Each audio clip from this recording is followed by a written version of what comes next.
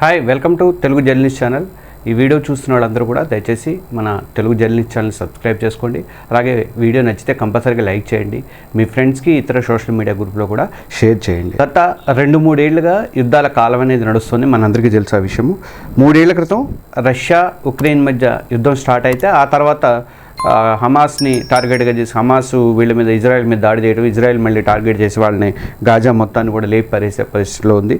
తర్వాత ఈ మధ్యలో చిన్న యుద్ధం లాంటిది మన పాకిస్తాన్ను ఇండియా మధ్య కూడా ఒక చిన్న యుద్ధం అనేది కూడా జరిగింది. అయితే ఇప్పుడు అంటే ఇవాళ ఇజ్రాయిల్ కొత్తగా ఇరాన్ మీద కూడా దాడి అనేది చేసింది. ఎంత పర్ఫెక్ట్గా అంటే మామూలు పర్ఫెక్ట్ కాదు. ఇరాన్ అణు కార్యక్రమాన్ని గట్టిగా దెబ్బతీసింది.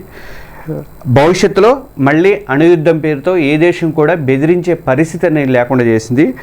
ఈ వారితో ఏర్పడిందని మనం అనుకోవచ్చు. ఇరాన్ని కంట్రోల్ చేయడానికి అమెరికాకు కూడా చేతగాలేదు. ఎన్నాళ్ళ నుంచో అమెరికాని బెదిరిస్తూ ఉంది ఇరాన్, అయినా ఏం చేయలేకపోయింది. కానీ ఇజ్రాయెల్ మాత్రం చేతల్లో చూపించింది. బెదిరించడం కాదు, అది బెదిరిస్తే బెదిరిపోయే పరిస్థితుల్లో లేము మేము అని చెప్పేసి తమ దేశాన్ని రక్షించుకోవడానికి ఎంతటి దీనికైనా ఒడిగడతామని చెప్పేసి ఈరోజు ప్రూవ్ చేసింది. గత కొన్నాళ్ళుగా ఇరాన్, అమెరికా, ఇజ్రాయెల్ లాంటి దేశాలు అణుయుద్ధం పేరుతో బెదిరిస్తోంది ఇరాన్. అమెరికాను కానీ ఇజ్రాయెల్ కానీ ఈ రెండింటిని కూడా అణుయుద్ధం చేస్తాను, నా దగ్గర అణ్వాయుధాలు ఉన్నాయి, అది ఇదని చెప్పి బెదిరిస్తుంది. యురేనియం శుద్ధి బాగా ఫాస్ట్గా జరుగుతుంది. ఇప్పటికే 9 అణుబాంబుల్ని ప్రిపేర్ చేసేంత ఇదనేది యురేనియం అనేది అక్కడ రెడీ చేసింది ఇరాన్. వాటిని తీసుకెళ్ళడానికి క్షిపణులు కూడా, ఖండాంతర్గత క్షిపణులు కానీ అవి కూడా రెడీ చేసేసింది ఆల్రెడీ.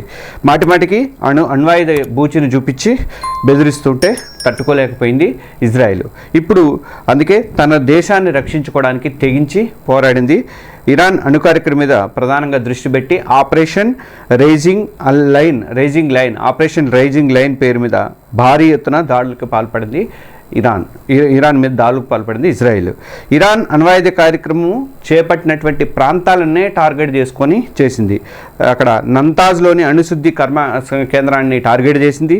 అలాగే టెహ్రాన్లోని బాలిస్టిక్ క్షిపణి ప్రోగ్రాంకి కేంద్రమైనటువంటి అన్ని ప్రాంతాలను కూడా ఇజ్రాయెల్ ధ్వంసం చేసి పడేసింది. ఇజ్రాయెల్ ప్రధాని నెతన్యాహుయే ఈ స్టేట్మెంట్ అనేది ఇచ్చారన్నమాట.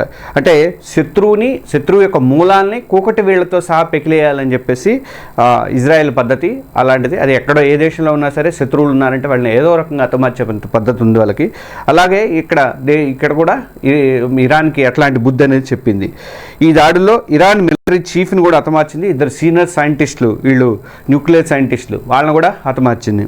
అయితే ఇక్కడ పాకిస్తాన్ లాగా మన గురించి చెప్పుకోవాలంటే పాకిస్తాన్ కూడా మనకి అణ్వాయుధాలు బూచి అనేది చూపించింది. అందుకే మనోళ్ళు బ్రహ్మోస్ని ఉపయోగించేసేసి కిరాణా హిల్స్కి దగ్గరలో టార్గెట్ చేసి టచ్ చేశారు. అక్కడ భూగర్భంలో దాచించినటువంటి 100 కొద్ది అణ్వాయుధాలకు సంబంధించినటువంటి ఇవన్నీ కూడా కొంచెం స్వల్ప నష్టం అయితే జరిగింది. కానీ అదే ఊపిలో వాటిని ధ్వంసం చేస్తుంటే బాగుండేదని చెప్పేసి ఇప్పుడు ఇరాన్ని టార్గెట్ చేసి ఇజ్రాయెల్ చేసిన దాడులు చూస్తే మనకు అర్థమవుతుంది. ఇజ్రాయెల్ లాంటి తెగువను మనోళ్ళు కూడా ప్రదర్శిస్తే ఎంత బాగుండేదని మనకు అర్థమవుతుంది. అయితే పాకిస్తాన్లో అణు కార్యక్రమం ప్రారంభ దశల్లో ఉన్నప్పుడే అది వాళ్ళ దగ్గర అణ్వాయుధాలు ఉన్నాయి, ఆ అణ్వాయుధాలు మనం టార్గెట్ చేద్దాము, దాన్ని పేల్చిపారేద్దాము, ఇంకా మళ్ళీ వచ్చే పని ఉండదు, కాకపోతే నాకు మీ దగ్గరకు వచ్చి ఆ ఫ్యూల్ నింపుకోవడానికి అవకాశం అనేది ఇవ్వండి అని చెప్పేసి ఇజ్రాయెల్ చెప్పిందట. అయినప్పటికీ కూడా మన ప్రభుత్వాలు అప్పట్లో పడనీలేదు. దాంతో పాకిస్తాను అణ్వాయుధాలు పెంచుకుంటూ పోయింది. ఈరోజు నిజంగా ఆ టార్గెట్ కింద ఛేదించినట్టయితే, ఆ రోజు ఇజ్రాయెల్కి మనం అవకాశం ఇచ్చినట్టయితే పాకిస్తాన్ అణ్వాయుధాలు ఎప్పుడూ ఉండేవి కాదు. ఆపరేషన్ సింధూర్ విషయంలో కూడా ఇంకొక వాదన అనేది ఉంది. కిరాణా హిల్స్లో దాచింది అసలు పాకిస్తాన్ అణ్వాయుధాలు కాదు, అవి అమెరికాకు చెందినవి. అమెరికా అందుకే కాల్పుల విరమణకు ఒప్పించింది, డైరెక్ట్గా కలగజేసుకొని ట్రంప్ నేనే చేశాను అంటున్నాడు కదా, అలా కల్పించుకొని చేసిందని చెప్పేసి అని అంటున్నాడు. కానీ ఇజ్రాయిల్ మాత్రం ఎంతకైనా తెగిస్తుంది. అమెరికా మాట వింటలేదు, ఎవడి మాట వింటలేదు.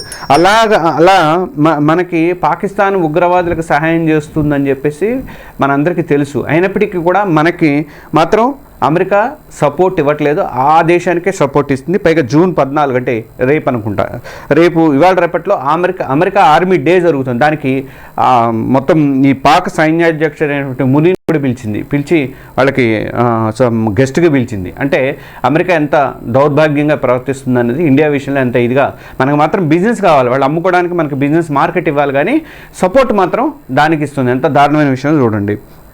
ఇక చైనాని ఎదుర్కోవడానికి కూడా మళ్ళీ భారత్ సపోర్టే కావాలి. మళ్ళీ G7 దేశాలు కానీ ఆ దేశాలు ఈ దేశాలలో అన్నింటిలో కూడా మనం ఇన్వాల్వ్ చేస్తుంది.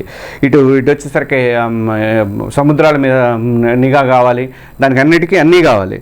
కానీ మనకి మాత్రం ఈ విధంగా అయితే సపోర్ట్ అయితే అమెరికా చేయట్లేదు. అమెరికా చేయాల్సింది ఎప్పుడైనా సరే తను ఆయుధాలు అమ్ముకోవడమే. అందుకే రష్యా ఇజ్రాయిల్ స్నేహాన్ని ఇది ఇప్పుడున్న పరిస్థితులు చూస్తే ఎట్టి పరిస్థితుల్లో మనం వదులుకునే ప్రసక్తే లేదని అనిపిస్తుంది.